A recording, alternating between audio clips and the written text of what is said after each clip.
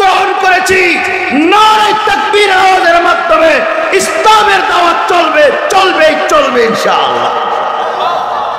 সেখান থেকে শিক্ষা হলো মুসলমান যখনই জবানের আওয়াজকে উঁচু করে নারে তাকবীরের আওয়াজ দিয়েছে তো বাংলার জমিন থেকে সমস্ত বাতিলরা লেজ কটিয়ে পালাতে বাধ্য হয়েছে। ঠিক কিনা ভাই?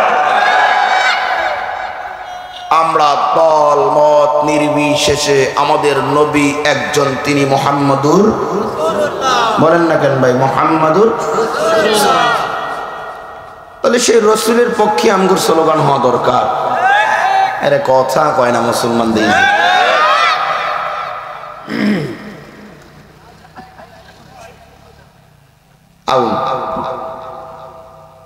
সেই রসুলের পক্ষে আমাদের স্লোগান হওয়া দরকার। ঠিক দেখছি এলাকার ভিতরে কোনো নির্বাচন হলে নির্বাচনী প্রচারণায় শত শত বাইক নিয়ে জওয়ান যুবক বৃদ্ধা পিছন ছুটে আর তাদের স্লোগানে তাল মিলিয়ে বলে, বাকিটা বুঝে নেবেন।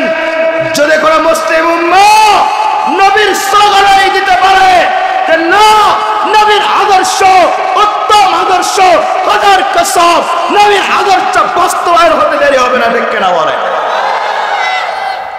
আজ দরকার আছে না নাই? মুসলমান ভাইরা আমার, এই এলাকার ভিতরে নারে তাকবীরের আওয়াজকে উচ্চ কণ্ঠে উচ্চারণ করতে হবে। ইতিহাস বলে জমিনের যে কোনো জায়গায় যদি দাঁড়ায় কোনো মুমিন নারে তাকবীরের আওয়াজ দিতে পারে, বেঈমানের কানে আওয়াজ গেলে তারা জমিনে স্থির দাঁড়ায় থাকতে পারে না। শুধু তাই না, নারে তাকবীরের আওয়াজ তাদের কানে গেলে তাদের পায়জামা গরম হয়ে পাতলা পায়খানা হতে দেরি করে না।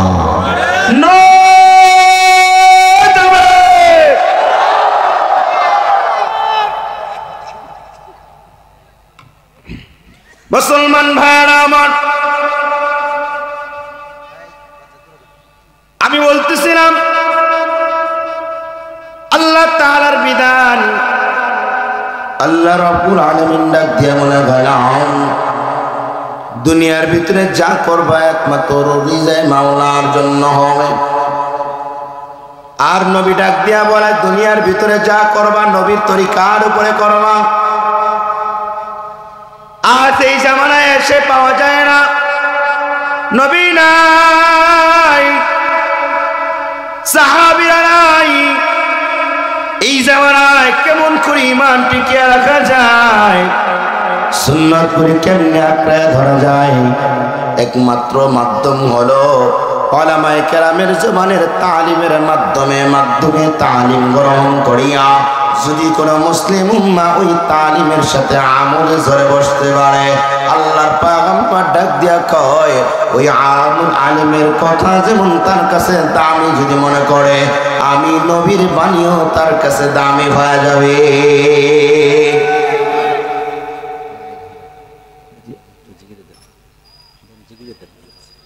একটু জিকির করেন, লা ইলাহা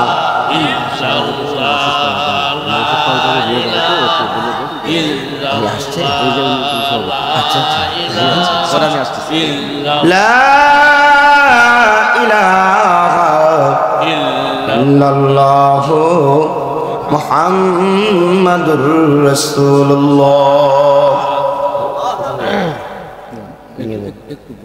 বলবেন একটু বলে দেন, চলে যাবে তো। বাবা আপনি একটু অসুস্থ কথা বলেন। বাবাজি একটু অসুস্থ, আমরা দোয়া করি আল্লাহ তাআলা পরিপূর্ণ শেফায়ে আজিলা কামিলা দান করুক, বলুন আমিন। এবং আল্লাহ তাআলা হায়াতে বারাকা দান করুক, আমিন। একটু আপনাদের সামনে বলে উনি বিদায় নেবেন, এরপরে ইনশাআল্লাহ আলোচনা হবে। ভাই হ্যান্ড মাইক আছে এখানে? সাইটে আছে, ঠিক আছে।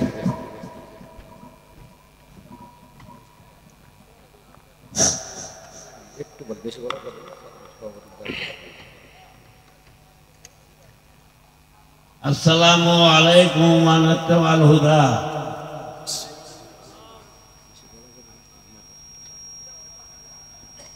আমি আপনাদের কাছে দোয়া চাই। আমি অসুস্থ এবং আমার এই সভাপতির দায়িত্বটা ইনশাআল্লাহ আমি অনুপস্থিতিকে আমার ছেলে আব্দুল রাজ্জাককে আমি অনুরোধ জানাচ্ছি, বাবা তুমি সমাপ্ত করে দিবা। কি আপনারা সকলে রাজি আছেন? ইনশাআল্লাহ। আপনারা কোনো চিন্তা করবেন না, ভালো ভালো বক্তারা আসতেছেন এবং আপনাদের কোরআন এবং হাদিস সম্পূর্ণ বর্ণনা করে আপনাদের বুঝাই দেবে ইনশাআল্লাহ। আসসালামু আলাইকুম ওয়া রাহমাতুল্লাহ। আমরা সবাই প্রস্তাব গ্রহণ করলাম ইনশাআল্লাহ। ইনশাআল্লাহ, মাশাআল্লাহ। ঠিক আছে, যান বাবাজি। আলহামদুলিল্লাহ। দেখা যায় তো না ক্লিয়ার দিকে? না দেখা যায় না? যায়। তাহলে একটা রসুলের সুন্নত আমল হবে, কেন হবে তো ইনশাআল্লাহ। সবাই আমার দিকে দেখেন আমি কেমন করি। রেডি যুবক ভাইরা? রেডি? কেমন করছে বলেন? বুঝতে পারেনি? আবার কেমন করছি? আর আপনারা মুস্কি হাসে দেন না, এটা তো সুন্নত, সব হইব। আবার রেডি? দেখছেন তো? মাশাআল্লাহ। আল্লাহ তাআলা এই সুন্নতে আমলটাও কবুল করুক, বলুন আমিন। আল্লাহ তাআলা ডাক দিয়ে বলে, আরে বান্দা, আমি আল্লাহর কোরআনের বিধান আঁকড়ে ধরো। কেমন করে ধরবা? একটু অতীতের দিকে তাকায় দেখো, সাহাবায়ে কেরাম যেমন করে আঁকড়ায় ধরছে, সাহাবীরা কেমন করে আঁকড়ে ধরলেন। আঁকড়ে ধরার কারণে, নবীরকে ভালোবাসার কারণে আসমানের মালিক আল্লাহ তাআলা সাহাবীদের উপরে খুশি হইয়া তাদের ব্যাপারে কালামুল্লাহ শরীফে আল্লাহ তাআলা আয়াত বানায় দেয়। আল্লাহ তাআলা বলে, রাদিয়াল্লাহু আনহুম ওয়া রাদু আন। আল্লাহু আকবার। আল্লাহ তাআলা বলে, পয়গম্বর আপনি জানায় দেন আমি আপনার সাহাবীদের উপরে রাজি খুশি হয়ে গেলাম, আপনিও তাদের উপরে খুশি হয়ে যান। সুবহানাল্লাহ বলে না কেন?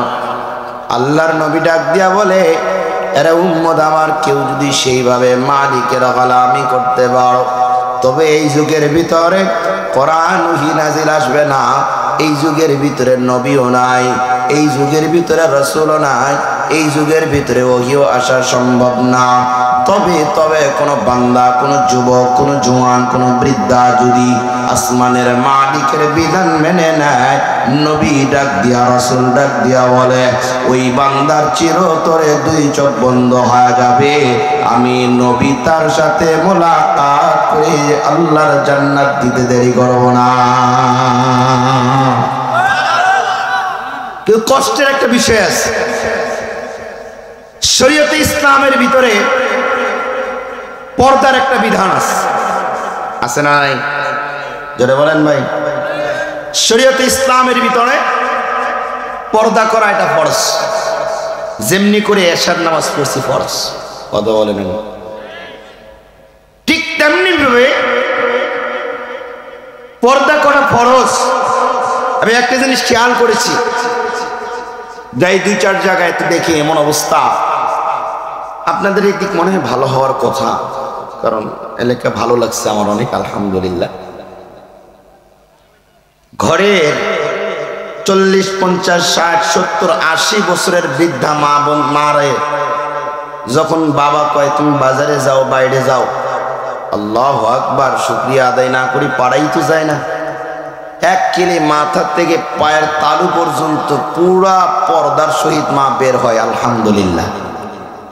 দুঃখের বিষয় একটা আছে এখানে, ওই ঘরের মধ্য থেকে 18, 16, 20, 22, 23 বছরের একটা যুবতী এই মেয়েটারে যখন পরিবার থেকে বের করে বাইরে যাওয়ার জন্য কলেজে, স্কুলে, ভার্সিটি, বাজারে, বিভিন্ন জায়গায়, তো এই বোনটার মাথায় কাপড় পর্যন্ত খুঁজে পাওয়া যায় না। কি ব্যাপার?